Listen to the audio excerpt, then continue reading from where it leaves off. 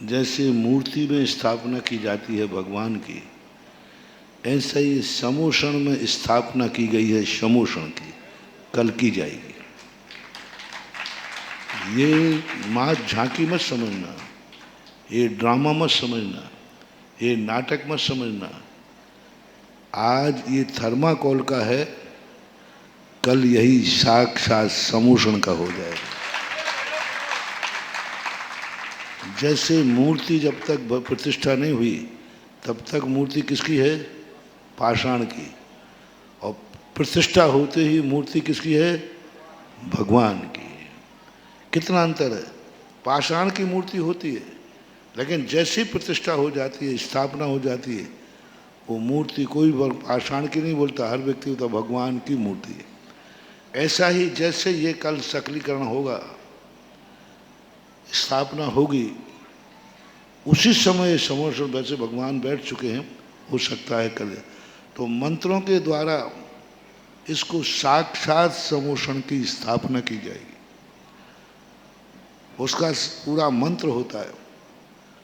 तो जो इस समोषण में बैठेंगे उनको पुण्य वही लगेगा जो साक्षात समोषण में बैठने से लगता है।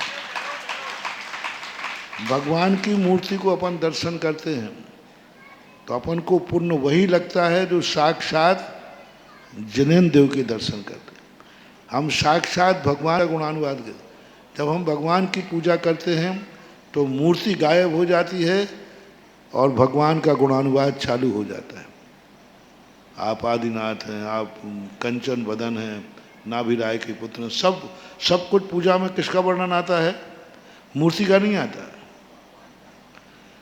तो उस समय हमें भगवान की वंदना करने का, भगवान का गुणानुवाद करने का पुण्य लगता है।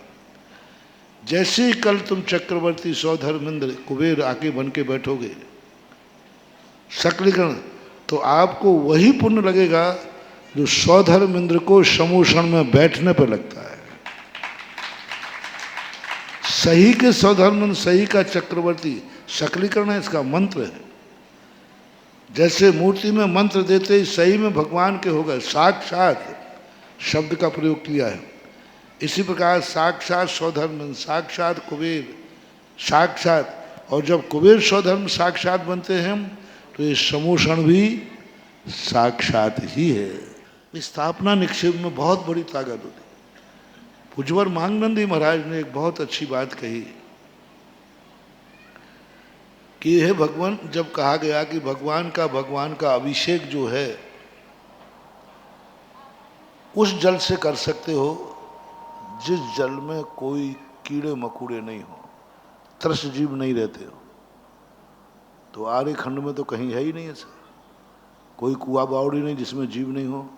गंगा सिंधु आदि नदी में उसमें भी जीव होते हैं।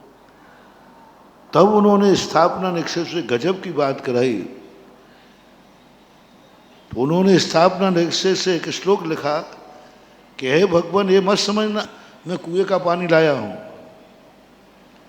ये मत समझना कि मैं बावड़ी का पानी लाया हूँ। श्री तीर्थ कृष्ण पनवर्य विधौ सुरेंद्र क्षीराब्दि बार भर दूर दुग्ध कुम्भान तादृशा यो।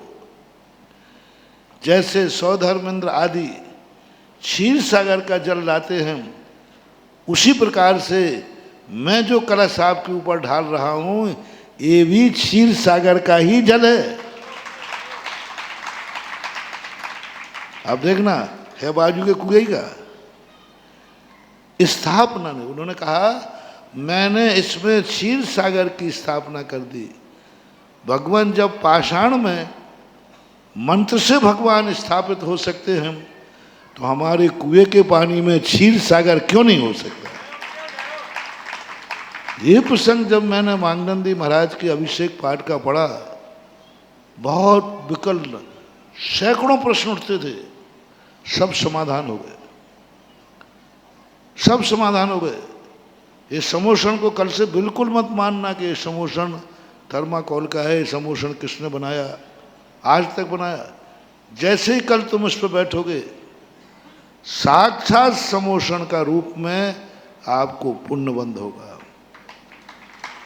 बस आपको साक्षात सौधर्मंद बनना है। साक्षात कुबेर बनना है, साक्षात चक्रवर्ती बनना है, साक्षात महायज्ञ नायक बनना है। अब जो महायज्ञ नायक बनता है वो इन पूरे 24 समोषण के विधान का, जितने लोग इस विधान में बैठेंगे उस सब का छठा भाग महायज्ञ नायक हो जाता है। क्योंकि महायज्ञ नायक का अर्थ होता है पूरे विधान का मालिक, कराने वाला। सौधर्मेंद्र आदि तो उसके आमंत्रण पे आते हैं। मुख्य पात्र होता है महायज्ञ नायक, जिसे यजमान भी बोलते हैं।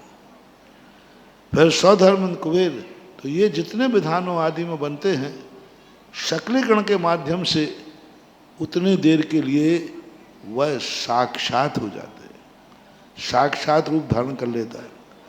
और आज भगवान का सुमोषण, इनको देख करके लगता है तेरी प्रतिमा इतनी सुंदर, तो कितना सुंदर होगा। जब ये भगवान का सुमोषण ये अपन कलर में देख रहे हैं, वहाँ साक्षात रत्नों के बनते हैं।